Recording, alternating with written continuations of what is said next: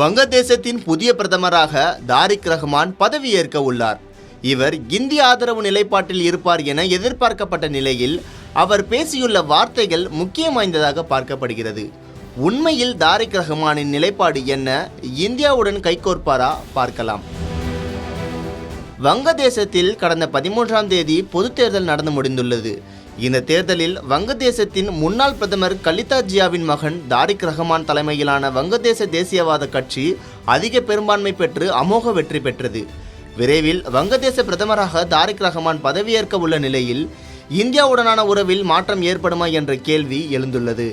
இந்த நிலையில் நேற்று டாக்காவில் செய்தியாளர்களை சந்தித்த தாரிக் ரஹ்மான் இந்தியாவுடனான உறவு சீரமைக்கப்படுமா என்ற கேள்விக்கு பதிலளித்து பேசிய அவர், வங்கதேசத்தின் வெளியுறவு கொள்கையில் நாங்கள் தெளிவான கண்ணோட்டத்தை கொண்டுள்ளோம் என்றும் நாட்டும் நாட்டு மக்களின் நலன்களுக்கு எப்போதும் முன்னுரிமை அளிக்கப்படும் என உறுதியளித்து பேசினார். அது மட்டுமின்றி என்னுடைய வெற்றி வங்கதேசத்தின் வெற்றி என்றும் என்ன விலை கொடுத்தாவது சட்ட ஒழுங்கு நிலைநாட்டுவேன், உண்மையான சுதந்திரத்தை உரிமைகள் மீட்கப்படும் என உறுதிபட பேசினார்.